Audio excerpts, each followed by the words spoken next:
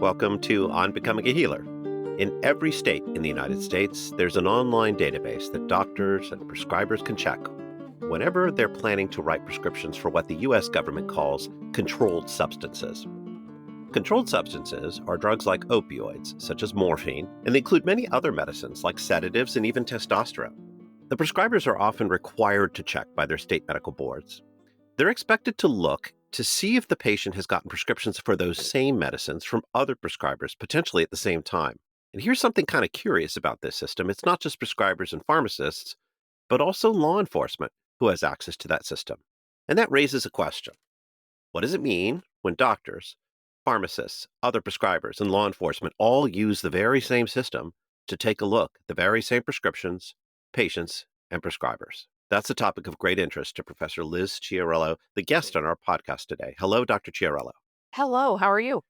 I'm fine. It's great to have you. Can I call you Liz? You can. Liz is Associate Professor of Sociology at St. Louis University, where she conducts research at the intersection of medical sociology, sociolegal scholarship, and organizational theory. For Liz, the U.S. Opioid Crisis has presented a case for understanding how two fields, healthcare and criminal justice, look at the same problem. And in late 2024, she published a book on the basis of her work. It's called Policing Patients, Treatment and Surveillance on the Front Lines of the Opioid Crisis. It's published by Princeton University Press. So we're really happy to have you, Liz, and I'm looking forward to this conversation. I'm really happy to be here. At this point, I'd like to ask my co-host, Saul Wiener, why is this topic one that fits with the general interest and subject of our podcast? How did we get here?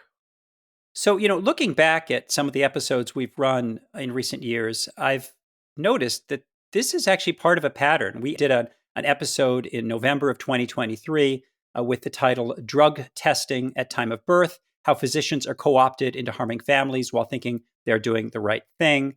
There was another episode called My Patients in Shackles, Can We Take These Off? And that was in April of 2023. In that episode, we talked about patients who are literally left in shackles while hospitalized. These are incarcerated patients who come in for medical care. And in some cases, at times when they're sedated, intubated, paralyzed, literally tied to their bed. We had another episode called Urine Drug Screening, How It Can Traumatize Patients and Undermine the Physician-Patient Relationship Without Helping Anyone. There was an episode that I actually did with you called Opioids and the Physician-Patient Relationship. What are we getting wrong? Which kind of looked at the way in which we tend to, unfortunately, fall back on all of these task-based approaches to ordering things and mandating things rather than focusing on the relationship that we have with patients. So I was really excited when I saw Liz's book, Policing Patients, which looks at this from a sociologist's perspective. And, she focused on one particular technology, and that's the prescription drug monitoring programs, or PDMPs. I was sort of jotting down all the reasons I think on why physicians tend to fall back into this unfortunate pattern. First of all, physicians can be judgmental towards patients. Unfortunately, they can be racist. They can sometimes simply try to do things that they feel will protect themselves legally. Sometimes they have the impression that what they're doing is simply good for patients. And so I think that all of these require, for those of us who are physicians and other healthcare professionals, self-reflection. We need to start understanding, why are we doing this and how can we do better? And I think one of the points that Liz has made in her writings that I think is so interesting is you can use the PDMP and feel like you've done a great job because you just identified they're getting meds from other healthcare professionals and you call them out for it and you're not giving them any more opioids and you feel good. But the one thing you haven't done is actually help them get the treatment they need. So it's this weird way in which we can feel self-satisfied, but actually have utterly failed. So anyway, those are some preliminary thoughts. I look forward to hearing Liz's perspective. Liz, I really want to make sure that I described how a prescription drug monitoring program works. I use one. I'm required to. Did I describe what it is? Is that accurate, what we said in the introduction? It is. So PDMPs are surveillance technologies that allow healthcare providers, physicians, and pharmacists to monitor patients, and that also allow law enforcement to monitor healthcare providers and patients. And so, yes, it's the same technology being used in two different fields to two different ends. I just to double check that. I did say that law enforcement has access, but you said monitor as if they might be looking at it more than I thought. Should I be worried? That's the question, isn't it? It's tricky. It's hard for me to say about you specifically because I don't know Okay. your prescribing practices. But I think this is a question on a lot of doctors' minds is, if I'm monitoring my patients, is law enforcement monitoring me? And if so, what would I have to do to go above the threshold to be kind of beyond the scope of practice in a way that law enforcement would find problematic? And what I would tell doctors is the fact that they can see you does not necessarily mean that they will go after you because law enforcement only has so many resources. But I think there's a lot to think through in terms of how providers are interpreting their enforcement environment and how their enforcement environment actually operates that I think we can get into in our conversation. These databases usually look like a web page. That's the ones that I've been looking at. Is that your understanding as well? Yes. You log in, you check. And if I understand this correctly, in different states, there's different rules about when law enforcement can take a look. That in some cases it's pretty open, they can kind of peruse, and in others they have to have a specific reason. Is that also true? I think they always have to have a specific reason. Oh, It's just a question of whether or not they're on the honor system. So in some states, they have a login and they can go in and, I'm working on a case against Dr. Jones. And so I can look at Dr. Jones's records, but nobody's checking to make sure that that's what I'm doing. In other states, they have to have a warrant or they have to have a subpoena. And so they ask for specific information from the agency that's running the PDMP. And so the way that they get access varies. and I alluded to pharmacists having access. Are they expected to check when they're filling a prescription for somebody's Lortab, Percocet, hydrocodone, testosterone, or not? There's been a lot more pressure put on pharmacists to check the PDMP, and I think that's largely because pharmacists often work for really large chain pharmacies, many of which have been sued even before this most recent set of litigation Hmm. against pharmacists and drug distributors and, the big multi-district litigation. For example, I'm thinking about the 2009 lawsuit against Walgreens that was at the time, I think, one of the largest settlements around opioids that had been paid by a chain pharmacy. And so after that, Walgreens got very interested in making sure that their pharmacists were checking the PDMP Uh-huh. before dispensing opioids. And so I think it has become much more systematized into pharmacy work than it has into medical work. If they check, are they allowed to not fill the prescription? Yes, they are allowed to not fill the prescription. Pharmacists practice under their own licenses. And Uh-huh. this was something that was very interesting to me as I started getting into the research because I thought what I think many people think, which is that pharmacists just fill whatever it is the doctor writes, that they're really just there to dispense. But actually, pharmacists practice under their own licenses and they have the option of refusing to dispense prescriptions in most cases as long as there's a medical reason. If there's a moral reason, their state law varies about whether or not they're allowed to do that. But in general, yes, they can refuse to dispense a prescription that they think is medically inappropriate. So here we have a tool. It's potentially a tool that some are going to argue is helpful. Can you summarize your argument about why you believe or judge that this tool has been deployed for providers like me to police patients? That's the expression on the cover of your book. That is the expression. Yes. It might help if I tell you a little bit about what motivated the project. Thank you. Um, I was really interested in looking at how two fields, healthcare and criminal justice, deal with the same social problem, in this case, the opioid crisis. And as the opioid crisis was really starting to gain national attention, I saw that healthcare and law enforcement were trying to work together to solve the problem. They were holding conferences together. You had police chiefs saying things like, we can't arrest our way out of the problem. This is really a mental health condition, or this is a medical problem.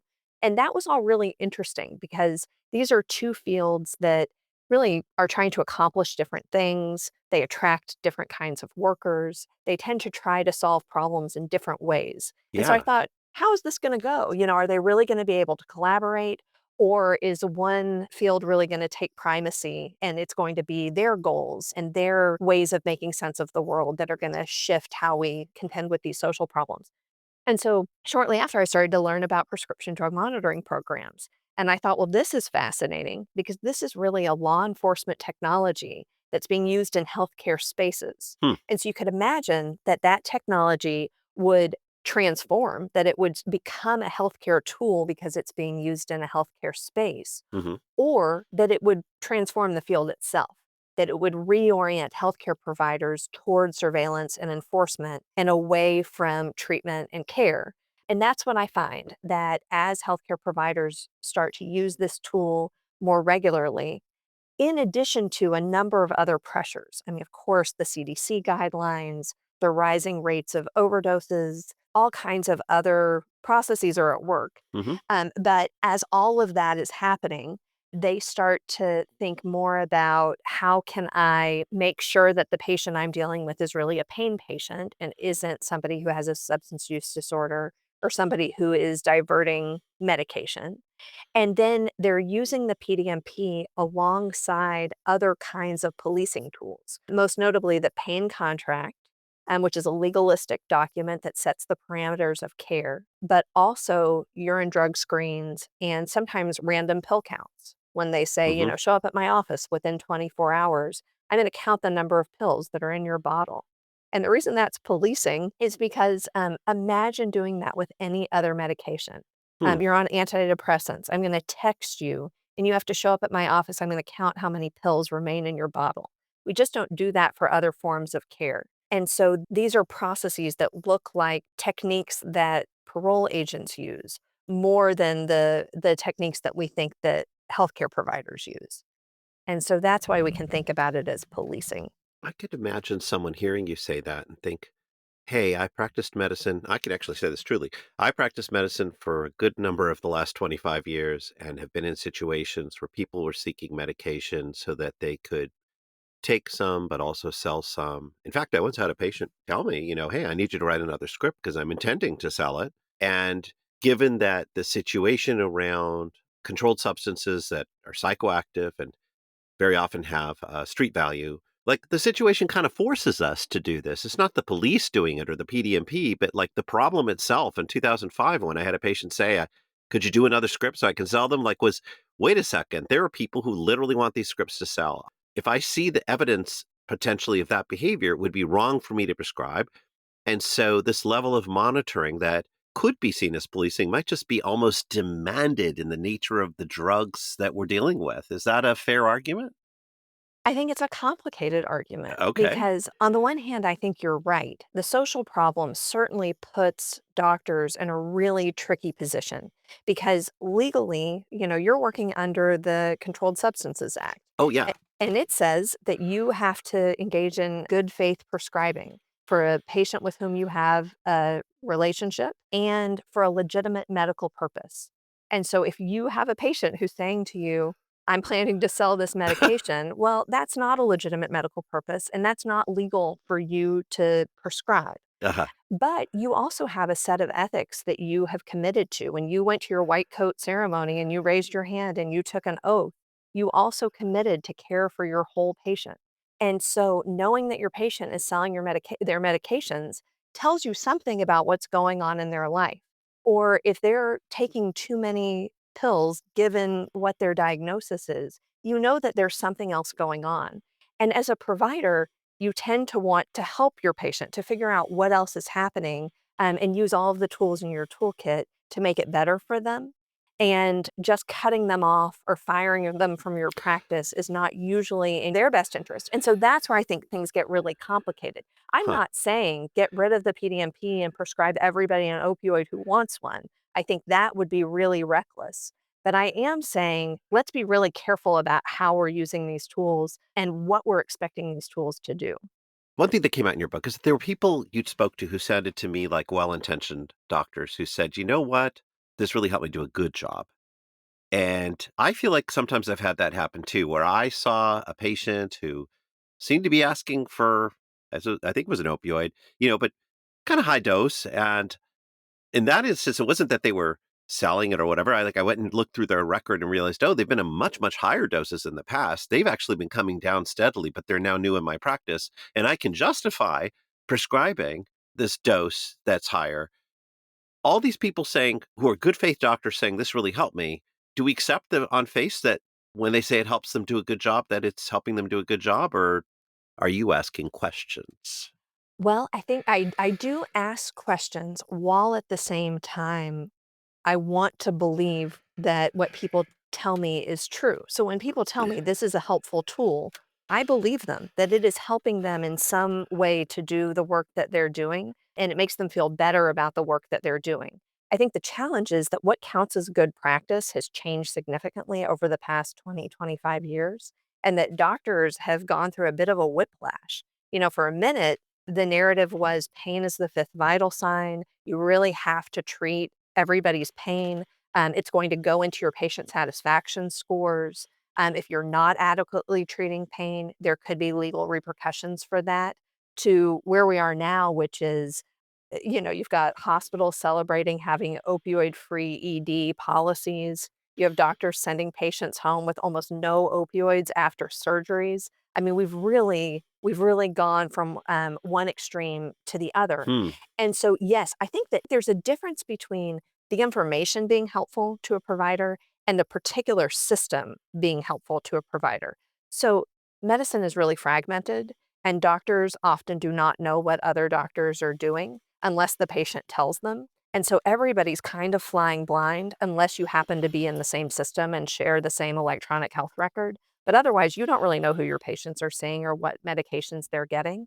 And so, what the PDMP does that I think is really good is it aggregates all of that information into the same system. And so everyone can get that information at the same time. And so Hmm. when doctors say that's useful to me, I believe them. That Hmm. seems like Yeah. something really useful for making good decisions.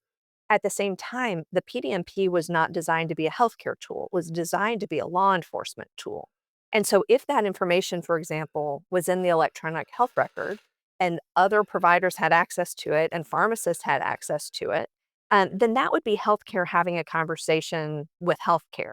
But Yeah. this is healthcare having a discussion with law enforcement. And I think once you cross those lines or blur those boundaries, that's when we have to start thinking about the value of the tool versus the value of the information. And is it the case that prescription drug monitoring programs are really not in healthcare records, but are sitting on usually on servers hosted somewhere between a state agency, a vendor, usually the same company called Bamboo? Like it's not really a health record itself. It's not subject to health record protections by law, right?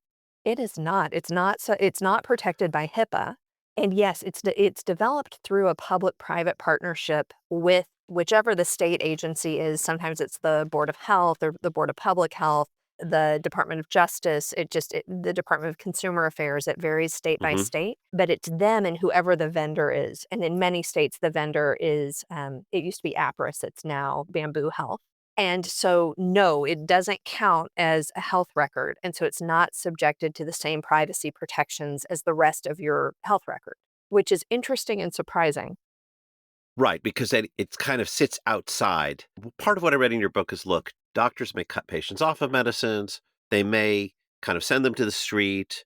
They may actually improve care with this information, or they may somehow turn the patient over to law enforcement. But I kept wondering if you were also arguing if using this system, maybe this and also urine drug tests, are you arguing that I become an inner policeman? Like that there's a part of me that's already inclined to be a policeman for whatever reason. I watch police procedurals on TV all the time. I'm always trying to figure out who did it. Did you get any evidence from your work that something about this interaction leads us to potentially feel like we are policing our patients, to begin to think, I got him, I got him? Is that one of your points? Not exactly. I Okay. I see I see where you're going with that. What I'm arguing is more on the level of fields than on the level of the individual provider. Oh, you're What a I'm essentially sociologist. I I'm a remember now. sociologist, so I am talking more structurally, and what I am saying is that healthcare is becoming a handmaiden in this arena. Okay. Healthcare is becoming a handmaiden to law enforcement, and so that you as a provider are being deputized to do policing work. It does not necessarily mean that you then think about yourself as a cop, although I do get some of that. Like, if you look at my interviews, some physicians use this very kind of police-oriented language. They're like, "Oh, we sussed it out," or "We think them do this because of good behavior." They use this kind of policing language. I think that what happens is being asked to be both a medical gatekeeper, which is what medicine mostly is, and being a legal gatekeeper, which is doing this kind of policing. Being asked to do those 2 things at the same time creates a lot of cognitive dissonance Huh. because they're basically saying, "Wait a minute, am I a healthcare provider or am I a cop?" And what has resolved that cognitive dissonance for them is that they have reframed policing as healthcare work, and Hmm. then they embrace it. And they're like, oh, yes, this is part of my job. And you really see it in the data with pharmacists. When I was talking to pharmacists in 2009, they were like, look, I'm not a detective. I'm not a detective. I'm not a cop. I'm a healthcare provider. I shouldn't have to do all of this work around Huh. opioids. But by the time I talked to them again in 2013 or 2015, when the PDMPs were really in regular use, then they were saying things like, you know what, I'm helping. I'm helping by surveilling. So actually, this treatment and this policing are part and parcel of the same thing. And so the dissonance had been resolved. And now they understood this as a key part of their work. One thing that I found interesting in that section of your book, Liz, is when you were talking to these pharmacists, they would tell you that they had cut a patient off. I looked in the PDMP. This guy was getting narcotics from like three other pharmacies, and I notified them. And I told this guy, I'm not giving it to you, and I had the proof, and et cetera, et cetera. And there's a sort of sense like I did good. And yet, your point was like what this patient may have really needed was methadone and buprenorphine, right? This is a patient who may actually really need a kind of care that is evidence based and that's effective. And the pharmacist doesn't have access to that. It's not something they can do, and it's not part of the loop. And so it doesn't happen. And so you end up with this sense of we actually practice law enforcement, but we didn't actually practice healthcare. Huh. I thought that was really interesting because it kind of gets back to this sense that you think you've been helpful, you think that this technology has done good, but then if you stop and say, wait a minute, I'm a healer, I'm somebody who's a healthcare professional who is dedicated to helping people, then you think, well, wait a second, I haven't actually done anything because this patient could just as easily be forced into the street to now buy these drugs illicitly and end up with like synthetic fentanyl and then they're dead. And so, it's not like just cutting them off without any plan was just somehow a step in even the right direction, other than it being in the right direction for law enforcement. It certainly there's no evidence it was in the right direction for the patient. And it certainly didn't give them access to things that are evidence-based and beneficial. So I just thought that was interesting because it's stuff that you don't think of when you get into Yeah. this mindset of feeling like I'm just doing what this system tells me I'm supposed to do. Well, and I think that's a really good point, and I think the key here has to do with what are the tools in our healthcare providers' toolkits. And the challenge with pharmacists is they have a lot of discretion, but the discretion that they're largely able to exercise is saying no. So they're able to say, I will not dispense this for you because I don't think it's medically appropriate. But they can't say, so I'm going to do this other thing instead. Huh. And so they can say, I'm not going to dispense these opioids because I think you have a substance use disorder. But I asked them, so a substance use disorder is a medical condition. What medical tools do you have in your toolkit to help those patients? And they mostly told me, we have nothing. And sometimes they said to me, well, I have a list of treatment facilities in the Oh, area. wow. But that's not a referral to treatment in the way that we normally think about referrals in the healthcare system. And so pharmacists are in a place where they can cut patients off. And then doctors who do have more tools in their toolkit are also often in a position where they're pressured to cut patients off because Yeah. they're afraid. They're afraid that if I keep prescribing for this patient, law enforcement is going to come after me. Or this patient's difficult and I don't really want to deal with them. And so I can justify cutting them off. Or the CDC guidelines tell me that I can do X, Y, or Z. And all of this is used to justify cutting the patient off instead of getting the patient better access to care. I want to confirm and agree with the sense that somehow in the world that I practice in of, my state, the board would like me to not prescribe when certain thresholds are not met. And certainly a PDMP record that looks like there's a lot going on is another place to not prescribe. But the board doesn't have expectations listed out about how you would respond that would help the patient. That's not a part of the board rules in my state or in most states where I've checked this up. On the other hand, I do want to, since you mentioned the CDC, I should acknowledge that we've been through a sort of a sea change from 2016 to 2022. And I don't know if they'll be listening, but clearly their first guideline really kind of gave a lot of people a way to stop prescribing without reference to what happened afterwards. And if one were to take the next version seriously, it seems to say, look, be really careful here if you're about to reduce prescriptions. I don't know what's happening. I don't think it's happening in reality, but I think the agency tried to adjust course. It's so hard because when things become institutionalized, it is very hard to unravel them. And so the 2016 CDC guidelines were almost immediately treated as if they were law. and they Hmm. became woven into a lot of different systems. And so Mm. even though the guidelines have changed, the other ones are still embedded in these systems, Yeah. and even if they're not part of official policy, they've really become part of practice. And so it's very hard to change behavior and it's hard to change practice, especially if that practice makes providers feel safe. And so it's great that the guidelines have changed, and a lot of people did a lot of hard work to get those guidelines to change. But then translating policy into practice is another uphill battle. Okay, now this, I agree with you, but let's ask this question. PDMPs are a tool, they've been deployed across states. Do we have evidence that if you deploy them or if you mandate that they be checked, that patient safety improves or that overdoses go down? I mean, surely there's lots of studies. I took a look. What did you find? I'll start with the overdose question. In terms of their impact on overdose, it seems like there are really mixed results. It seems like in some cases, overdose seems to go up after PDMPs have been implemented, and in other cases, they go down. And so we Mm, would really want to know what the mechanisms are. But I have seen pretty consistently that PDMP implementation leads to declining rates of opioid prescribing. yeah. And, it's interesting to me to think about when PDMPs were envisioned versus when they were implemented and how the crisis has changed over time. Huh. Because, of course, we've gone from what we can think of as a prescription opioid crisis, or some people have framed it that way, to a heroin crisis, to a fentanyl crisis. Now we're heading into xylazine and all kinds of other drug problems. Okay, so as the drug changes and the crisis changes, and we're in perhaps the fourth wave of the opioid crisis, the solutions have not changed along with them. And Huh. so the PDMPs came around at a time when the crisis was already changing. It was already shifting from prescription opioids to heroin, and perhaps PDMPs helped to facilitate that shift.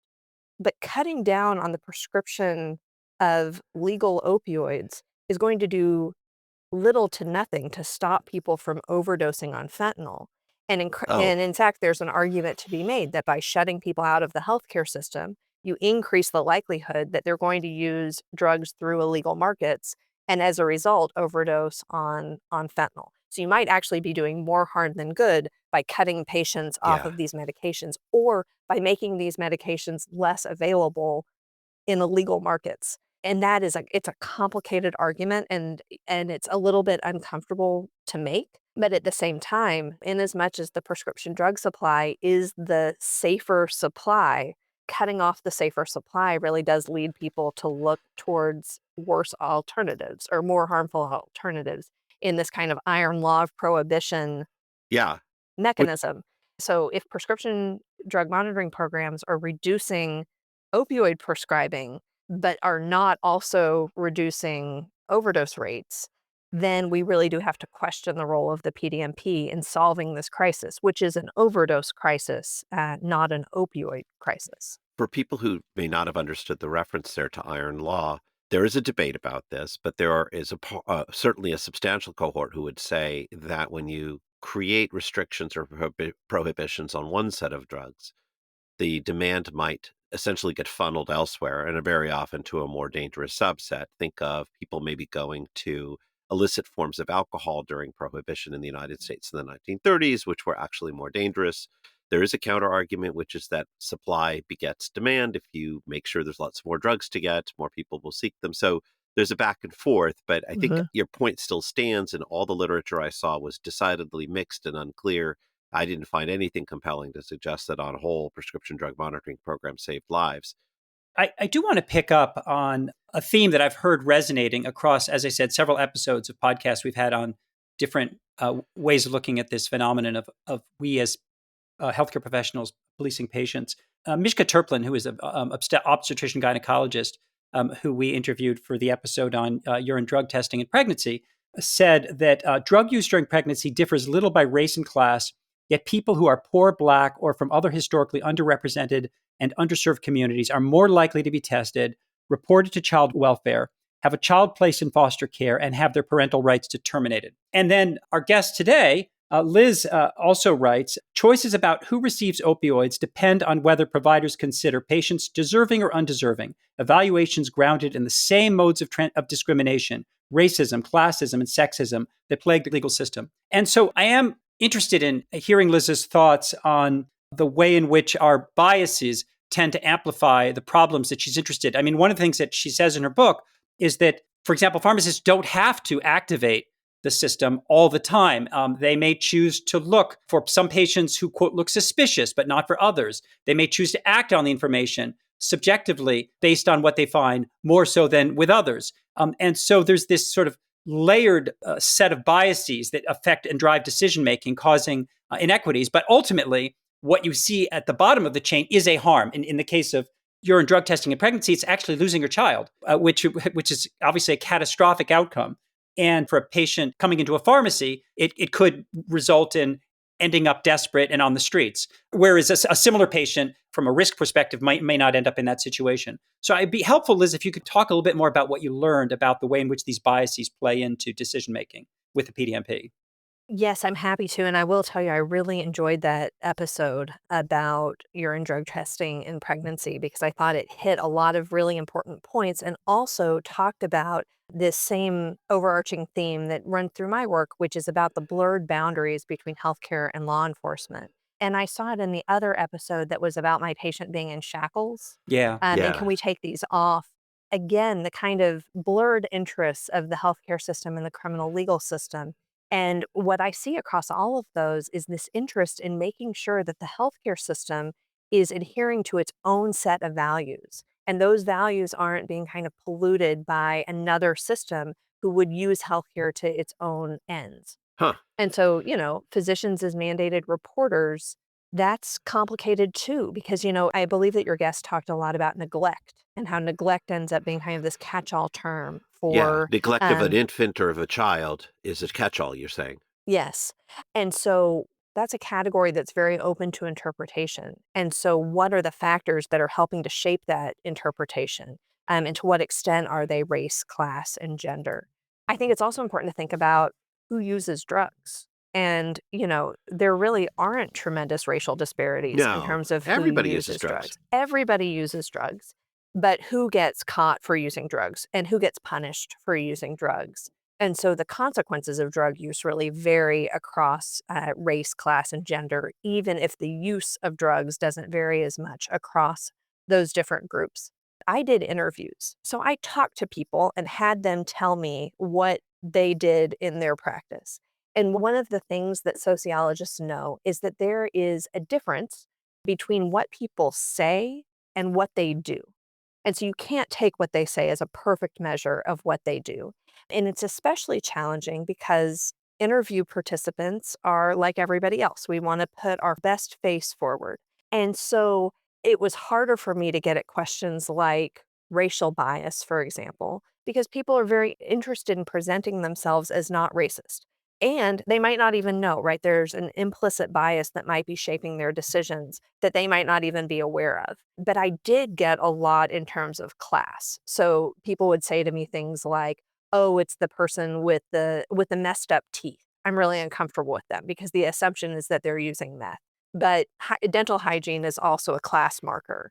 Or they would say, "Oh, it's the guy who comes in who looks a little bit dirty."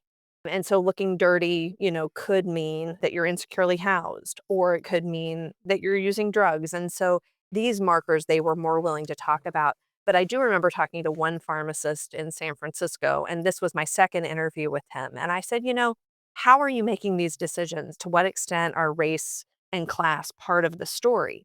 And he said, oh, we're using the exact same profiling systems that cops use. We're Huh. looking at race and we're looking at class. And his was the most overt that I've ever seen. But I think it's because by that point, he was more comfortable talking to me. I think most people kind of hold those cards closer to their chest, even if that is something that they're experiencing. And so the other challenge, I think, with prescription opioids is that there's a race, class, and gender bias in terms of who gets access to those medications to begin with. Huh. So, for example, Black and Latino men and women, and then also white women are less likely to get access to opioids. When they do get access to opioids, they get less powerful opioids in a smaller volume with fewer refills. And so there are many people who have been systematically denied access to opioid care even when they need it. And so I think certainly there are inequalities that are running through these practices in ways that my research isn't entirely designed to get at Yeah. because of that challenge of what people say versus what they do, but that we can certainly see in more statistical approaches that compare groups and access to care.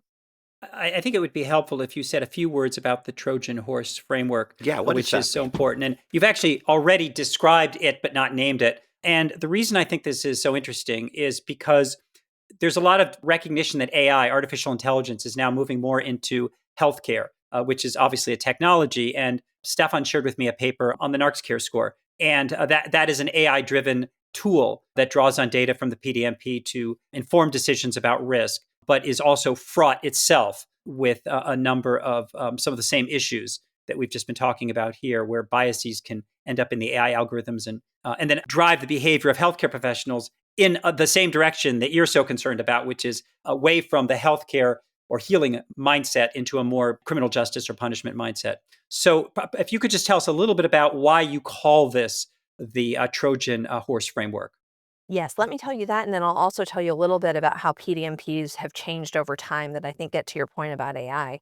So I call it a Trojan horse framework because if you think back to the Trojan horse myth, one of the things that is important to remember is that the Trojans were horse people. Like this was kind of their thing. And so, what better symbol to commemorate their victory than this enormous wooden horse? But what they didn't anticipate when they wheeled it behind their gates was that hiding inside were Greeks who planned to kill them. And kill them they did, and they brought an end to the Trojan civilization. And the PDMP works in a similar way in that it looks like a healthcare tool. Healthcare providers have become very accustomed to healthcare technologies, Yeah. especially with the rise of the electronic health record. And so Yeah. if you look at a PDMP printout, it doesn't really look that different than an electronic health record. But what healthcare providers and healthcare leaders don't realize is that embedded within the PDMP are enforcement logics, by which I mean ways of making sense of the world that are more oriented around policing and surveillance. And so those are actually embedded within this technology so that this technology doesn't act like an electronic health record. It actually pushes providers towards policing because it's designed to be a surveillance technology. It's not designed to be a healthcare technology. And so, as healthcare providers use the PDMP in daily practice, they begin to become more reoriented around surveillance and policing, and it becomes clear with physicians as they use the PDMP alongside other policing technologies like the pain contract, urine drug screens, and random pill counts. And with pharmacists, you see it as their routines shift, their relationships with physicians and with law enforcement shift, and roles change as well. They start to understand themselves and their roles in a really different way. And what results is they route patients out of the healthcare system, either directly into the arms of criminal justice, or they kind of leave patients to fend for themselves. And then patients are vulnerable to law enforcement as a result of that as well. And street drugs or whatever, wherever they end up going in desperation. Well, right, because if they're using the street drugs, then they're more likely to be caught by police. That too. Yeah. And so then and actually that relates to your inequalities question because the same inequalities that we see in terms of who gets access to care are the inequalities that we see in terms of who is detected, arrested, and prosecuted around drug use. And so there's a cumulative inequality that mounts across these two different fields. Yep. And then the other thing I was going to tell you is about the difference in terms of how the PDMP has changed over Oh, time. yeah. I'll just even ask it. So tell us a little bit more about how the PDMP has changed over time. Well, PDMP 1.0 was basically an Excel spreadsheet. And so if you think about being a healthcare provider, you're a physician or you're a pharmacist, and you have to somehow process all of this information very quickly and very efficiently to make a decision about whether or not you're going to prescribe or dispense. What you have is like the patient, which doctors they've gone to, which medications they've gotten, what volume, when they've gotten them, and you have to do all of that math in your head. Well, that is not a very useful tool.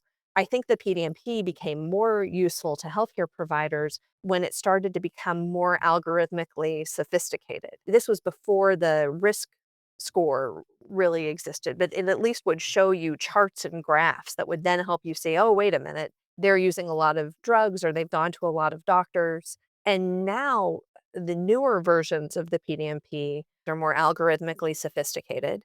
And so they actually create a risk score. So then healthcare providers can make decisions based on the risk score.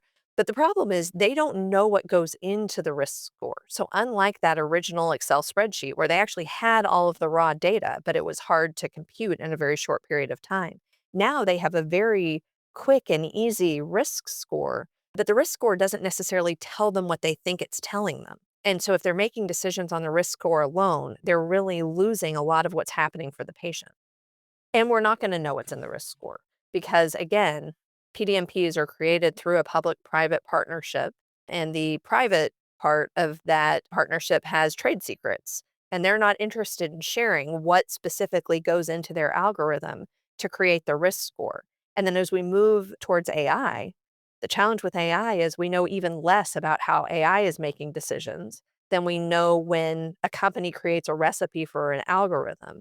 And so things are becoming more and more opaque, even as these decisions are becoming more and more consequential for patients. I think what you're describing is something we need to name and confront right now, which is that on the one hand, we have this AI that's increasing its impact and influence in healthcare and obviously a lot of other sectors. It is a kind of Trojan horse in that it looks familiar. It can be made to look like something we're used to. As you said, it can look like the stuff that's in the electronic record. It can give us guidance that looks like, the standard algorithms that we learn or have learned about making treatment decisions. And so it can have this sort of familiar feel to it, especially to people who have the mindset of physicians, who have a lot of technical training and so forth. And yet, as you're pointing out, it can be extremely harmful in terms of its absolute lack of interest in whether you are actually helping this person who is in front of you with in this case, problem related to pain, to opioid use disorder, or to many other things, as we've seen on other episodes. And so there's a quote from you in Policing Patients where you say, referring to your own argument, you say, policing patients urges medical providers to reaffirm their roles as healers. And I'd like to turn to that. So again, the phrase here is reaffirm their roles as healers. Can you say a little bit about what you have in mind when you say that? I think that there are a number of different stakeholders who have an interest in what healthcare providers do and an interest in controlling what healthcare providers do. And we see this often with the legislature, we've seen it with the Supreme Court, we see it with private corporations, and we see it with law enforcement. There are a lot of groups that really want to determine the path of healthcare, who gets access to what kind of care. And physicians are part of a collective that has taken an oath. They have a shared set of ethics, they have a shared knowledge, and they constitute a professional field. What I'm saying to physicians is you, as professionals, have a lot of discretion and have a lot of autonomy, and you should use that to mobilize in your own interests. Because if you don't decide what medicine is, somebody else is going to decide it Hmm. for you. And So so I would like physicians to reaffirm their commitment to healing, to reaffirm their commitment to helping patients in ways that ward off these other groups that would like to determine what they can and can't do and who they can and can't help. I think that is such an important point. I want to just pick up on it from the perspective of being a physician who practices. Again, I've fallen back on this before. We tend to be efficient task completers. In other words, we just have this tendency in our profession to just log into something, push buttons, look at algorithms, do what we're supposed to. Oh, I'm supposed to look this patient up. Oh, they've been, getting meds from another pharmacy, or oh, they have cannabis in their urine, or whatever it is. And like, okay, this is what I'm supposed to do. I'm supposed to say, no, I can't, you can't do that. I can't help you, whatever. And when in fact, all of these things are only supposed to be tools. And they're only supposed to be something that doesn't control you. You control it. So, the way you control it is your understanding of what it is to be a healer. And I think that's what Liz is getting at. What does it mean to be a physician who cares for people and then has all of these tools that are often misleading, dangerous, and are often put in front of you with some ulterior motive? And I think that's where the Trojan horse framework comes from. And, somebody is up to something when they put this in front of you. I mean, of course, if you think about the whole opioid crisis, when we started, prescribing these drugs like candy, well, of course, there were things that were being put in front of us that were making us think that that was what we were supposed to do as well. And actually, Stefan and I had a conversation about this, which is the surprising degree to which physicians think they function independently, but don't really. And are so prone to getting sucked into these vortexes and following all of these algorithms and rules and just completely forgetting what they're here for. And I think that's really a critical theme. Let me take you back to a story I heard from, I think one, maybe two doctors back from 2007, 8, 9, 10.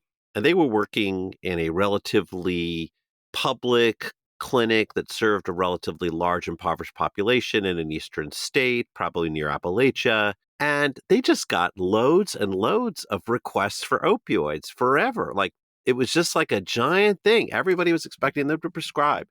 And there wasn't a PDMP at the time that this was happening that was accessible to them. And they're like, how are we going to deal with this flood of requests that we're getting right now? We've got a solution.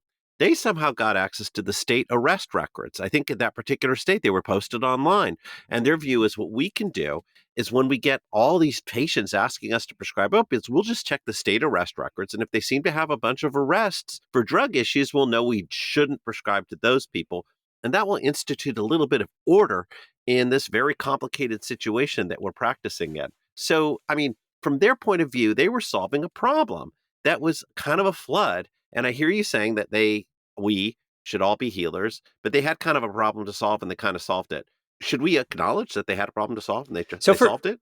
First of all, I can say that Liz is looking horrified. I'm sorry. Did I horrify you? Liz does not mask emotions well. And so, yes, I think you could read that all over my face. I have several things to say about this, but just to touch on the most recent thing that you mentioned, I mean, here's the thing about arrest records is that arrest records are biased because arrest records are not a good measure of who is engaged in bad behavior. They're a measure of who's engaged in bad behavior who got caught. And in fact, sometimes people are caught who aren't even engaged in bad behavior. Okay. And so you're really having to trust the criminal legal system to be doing its job perfectly if you're planning to use their records to help you do your job. And because there are biases in who gets arrested, there are then going to be biases in who you give access to care. And so I think that is not a good measure for who is misusing drugs and who isn't misusing drugs. But I think one of the biggest challenges for physicians, and this goes back to your point earlier, Saul, about being efficient task completers, is at the same time that we're kind of enamored with technology, we are also enamored with efficiency and the way that technology will help us behave more efficiently. But what we probably really need is a much slower role, a much slower way of doing a lot of our work because we could do a much better job if we're doing it more slowly. I think what you talk about, Saul, is efficient task completers. Sociologists talk about as people processing. And so frontline workers like doctors and pharmacists and social workers and teachers, all kinds of people are in a position to process their clients kind of as quickly as possible. And sometimes they will do more than the law allows. Sometimes they'll do less than the law allows. But usually they're doing exactly what the law allows because what they're trying to do is get through these people as quickly as possible. And I don't think that's what doctors tend to sign up for medicine to do. They don't think to themselves, I'm going to go as quickly as I can through as many patients as possible so that my clinic can make as much money as possible, so that I can see as many people as, whatever those motivations might be. No, I think, I teach students who are pre-med and I see their statements of purpose that they send to medical school. And none of them say, I want to see as many people as possible in a day, or I want to police patients. Like, that's not what they're interested in. Usually what has happened is they either have a diagnosis themselves or somebody close to them has had a diagnosis, and that has illuminated for them some of the shortcomings of the healthcare system. And they think, you know what, I could do this better. I'm going to go into this field so I can do it better. And the next thing they know, they've been not co-opted, but certainly transformed by the system because they start to realize the stakes are different than they had hoped it would be. And we all have this. We all have, there's an actual ideal discrepancy for everybody between what they think their job is going to be and what their job actually is. But I think that for physicians in particular, if you had half an hour with your patient, you could do a lot more to help heal them than you do when you have 10 minutes with your patient. Yeah, I mean, I agree that the time is an issue, but I also want to throw out the thought that there's something that physicians may be lacking in their capacity to engage with people around challenging situations. Hmm. And they often say, I just didn't have time. But I don't think it's just a time issue. And let's just go back to the example that Stefan shared with us Yes, and from, it's a real story, by the yeah, way. Uh-huh. and so you said that they needed to solve a problem, and the question is, whose problem did they solve? They solved a problem for themselves, which is they had all these patients knocking on the doors asking for opioids. But did they solve a problem for the people who were seeking care from them, or from these individuals? And, some of them, of course, may have been drug dealers. But the point is, the problem they were solving was their problem, not the problem of how can I help people, some of whom have serious opioid dependence, chronic pain, and so forth, and reflect on a different approach they might have taken. Imagine if this patient walks into your office. It's maybe the fourth or fifth patient that day, and they say, I'm so and so. I know we've never met before, but I need opioids. I'm just kind of summarizing it, right? It wouldn't quite come out that way.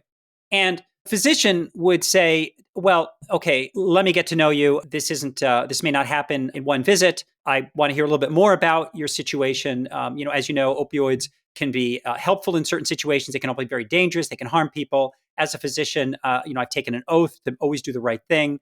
And so I'm going to do well by you. We only have 20 minutes today. And so I can't guarantee that we're going to solve the problem in one go. But let me hear a little bit more about what's going on with you. And then you have essentially a good faith conversation. Now, at the end of that conversation, you may say to the person, I'll tell you what, I don't feel ready to just make this a long-term situation. I've just met you today, but I can tell that you say you're suffering, you're in pain, your doctor has retired. I will give you some pills for a month, and then you'll come back and we'll continue this conversation. So there are ways in which you can negotiate with each patient. Now, does that take time? Yeah, it does take time. But I don't think time is the whole story here. Yeah. You can have these conversations in a fairly short amount of time, particularly if you're making it clear to the patient that you're not going to resolve their whole request in one visit. But I also think that having these conversations requires a certain level of boundary clarity. You have to be able to be very honest about who you are as a physician, what you care about, that you care about them, but that you also don't want to do something that would be harmful to them or untrue to your own oath, and that you're willing to stand your ground on that, but also be caring. And I think the capacity to do that is actually quite challenging. It requires a high level of, I would say, for lack of a better term, emotional intelligence, a boundary clarity, capacity to be open, honest, and engaged. And I think we have to take into account that physicians may not have that. Yeah. And when they don't have that, they're going to default to, the algorithmic use of technology. I really appreciate the point that you're making. It's not just time, it's also skills. If you have all the time in the world, but you don't have the skills, you're not going to be able to address the problem that the patient's having. But at the same time, if you have all the skills in the world, but you don't have the time, you're not going to be Mm. able to address the problem either. And so there is one physician in the book, and I know you're not supposed to have favorites, but she was my very favorite physician that I interviewed. And in the book, I call her Megan, not her real name. She worked for a federally qualified health center in Northern California. Mm. And, you know, she saw a lot of patients coming in who had substance use disorders. And instead of doing what a lot of physicians that I talked to did, which was basically draw a boundary around their scope of practice and say, look, I'm not an addiction medicine specialist. I just don't do that. She got her X waiver, which was required at the time, and learned how to prescribe buprenorphine. She found that a lot of her patients were in pain. She did some specialized training in pain care. And so what she did was she put more tools in her toolkit so she could actually help her patients. And so I think for a lot of doctors, it's really tricky because, a patient comes to you and you're supposed to have the answer. And I think when you don't have the answer, that can make you feel bad about yourself as a provider. And it's easier to put that onto the patient than Yeah. to adopt new skills. Because again, you don't have all the time in the world to adopt every skill. But I think it is really impressive when doctors are able to step back and see what it is their patients need and then find a way to provide that to them instead of trying to find ways to push patients out of their practice or, refer them to somebody else in the hopes that they'll take it over. Because the truth is, most physicians today are not going to take over opioid prescribing. And they are not going to do it, especially for patients who are on high doses, which means those patients are left in a lurch. They don't suddenly not need their opioids just because doctors don't want to prescribe them. And so, where do we think those patients are going to go? And some of those patients will turn to the street, and some of those patients are dying by suicide, which is tragic. But we have to find a way to help those patients. We can't just take opioids out of the medical toolkit and think we've solved the problem. Yeah, I want to offer my appreciation for the Megan of your book, in particular, that she takes on complicated cases and tries to do them. And it's something I aspire to do. Obviously, I've been deeply inspired by the concern that I've seen, that I've observed firsthand, people becoming suicidal when other clinicians stop them. I think it's absolutely crucial that we recognize that the clinician who takes the time just to understand the patient, to learn what's going on, likely to potentially continue a prescription with some documentation as to why they're doing it, is potentially saving a life, not causing a death. And they're working uphill at this point in terms of the environment that they're in, but they're making potentially a big difference. I'll also mention, because it bears mention, that I know I currently lead a federally funded study to better understand the conditions surrounding suicide that occurs in people with pain whose prescription opioids are stopped. That study is in some risk as a result of current ongoing events in our federal government, but it's very important to me to understand that people don't live and die based on a pill alone. It's a complicated life. But when a clinician recognizes, hey, I have a role to play, I can learn this person's story, I can try to make some sense of what's going on. And if it takes me a few visits and I'm going to continue those prescriptions for now, while we learn what's going on and how a person survives, I'm acting like a healer, like what Dr. Weiner has been pushing in this podcast, and I certainly subscribe to. We can make a big difference. And sometimes it does require taking a slightly contrarian perspective, given that, yes, we overprescribed and we've been pushed to reduce, and we have reduced, but at the same time, we've got to save lives. That's a crucial, important function that we have. I really appreciate that point. And Saul, I have to tell you, when you were describing that conversation with the patient, right now for a new project, I'm starting to interview pain patients about their experiences getting access to opioids. And I was really putting myself in the patient's shoes. And here is this patient who has been cut off of their medications because their doctor has retired or has gotten out of the opioid business or whatever's happened to their doctor is gone for some reason or has referred them and isn't willing to see them anymore. And here's this medication that they rely on to make themselves feel like they can live a life. The patients that I talk to are talking about, when I'm on my medications, I can spend time with my grandson, and when I am not on my medications, I'm in bed and suffering. And so this is for them a life-giving medication, and they're sitting across from you, and they are terrified that you are gonna say to them, "I won't prescribe you," or "I will prescribe for you, but I'm going to taper you." And so they're terrified. And when you say, "I'm not going to," and you didn't say this, but for some doctors, they say, "Well, I'm not gonna do it this visit. I might do it next month." They're then staring down a month of excruciating pain. But they also have to engage in something that sociologists call a moral performance. So they have to Uh, show you that they are deserving of those medications because they know that even if you won't do it right now, but there's hope that you'll do it next month, if they yell at you or they cry or they freak out in any way, that oh you my might say, God. "You know what? This just isn't the right fit. I'm not the doctor for you." And then they have to start over and try to find somebody who's even taking new patients. And so thinking about all that pain patients go through, they finally find a solution. And then they're looking at you as the potential gatekeeper. You're the one thing standing between them and this medication that they know to be beneficial. I just find that to be such a challenging situation. And I think it's important for physicians to put themselves in these patients' shoes and think about all they've gone through to get access to care and what they're afraid of in this conversation with you. Yeah, Wow. no, I think that's well put. I think that, and again, I'm speaking about my personal approach here, which is that when I'm with a patient, my only objective is to see if I can be helpful to that person. And so that requires figuring out what's going on with them. And also starting with the presumption of good faith, that this person is saying who they are and that they're not hiding anything about the fact that they're actually a drug dealer, that, I'm just going to assume that if they're saying they're in pain and that they need help, I'm going to start with the premise that that's my job. Now, I may occasionally get burned. So occasionally I may have situations where that person actually is up to no good and they are selling it. But my feeling is that I would rather get burned every now and then than the opposite, which is cut patients off who legitimately need pain medication so that somebody suffers. And to me, that's the mindset of reaffirming my role as a healer, not my role as a person in the criminal justice system. You know, some doctors are like, oh, I don't want to get burned. You know, last time that happened, that patient was ended up being somebody who sells drugs. I'm like, look, that's not your problem. Obviously, if you have evidence that that person is a drug dealer, like in the case of Stefan, where they told you they're selling drugs, then of course that is going to influence your behavior.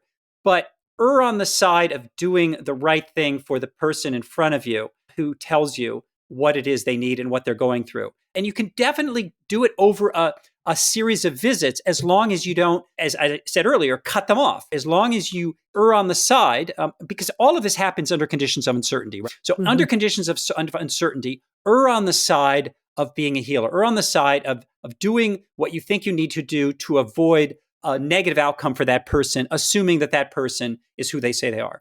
And I think that's really the philosophy that I would personally like to espouse.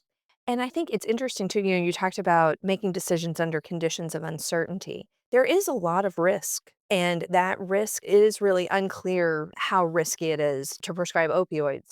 And this I really think is, again, where we need to be thinking about healthcare at a field level and not just at an individual provider level. Because as an individual provider, if you give everybody the benefit of the doubt and you become the person who is prescribing the majority of opioids in your city, you are actually really vulnerable to law enforcement. Absolutely. But if everybody is doing their part, if everybody is seeing some patients who have chronic pain or are on high doses of opioids, then nobody is really vulnerable because then it's the standard of care.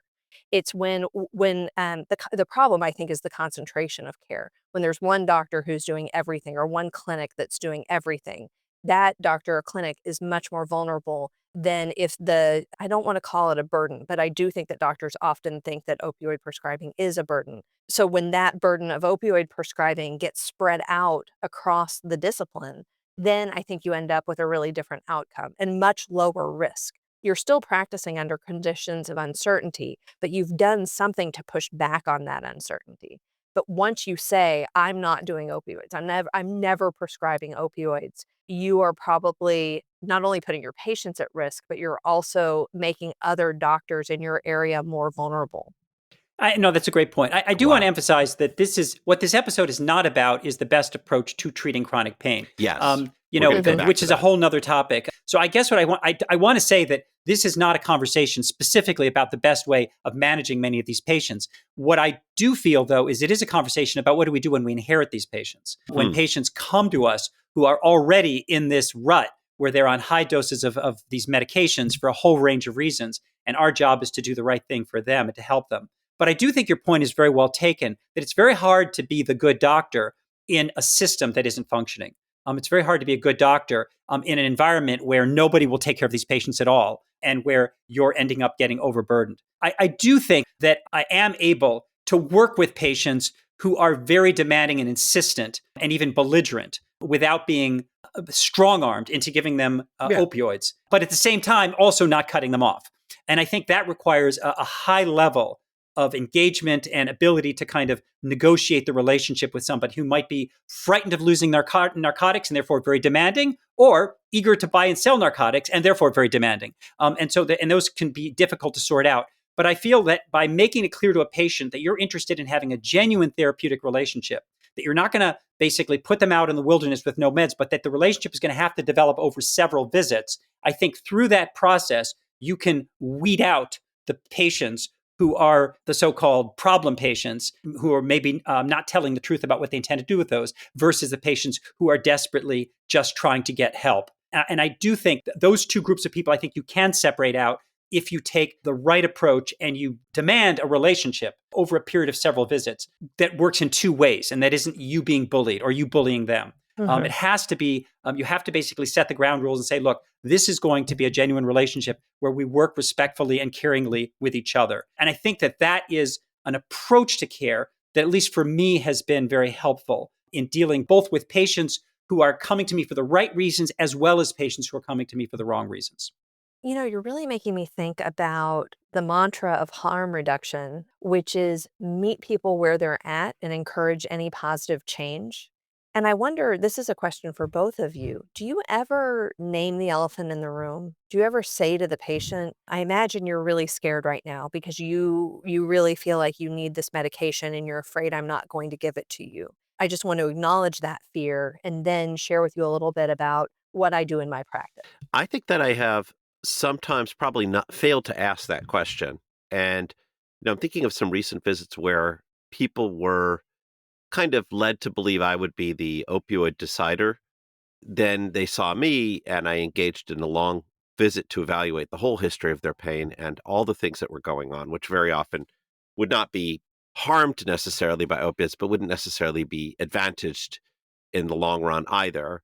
And I could tell that there was some energy for the patient around what was I going to do with that decision. And I would say this is a serious decision for both of us. It has these weights to it. It's viewed by something I take seriously for your health. It's also something my board takes seriously. But I did not ask the question, by the way, is it possible you're afraid of the decision that is going to come out of this visit? Are there concerns you have about what's going to happen today?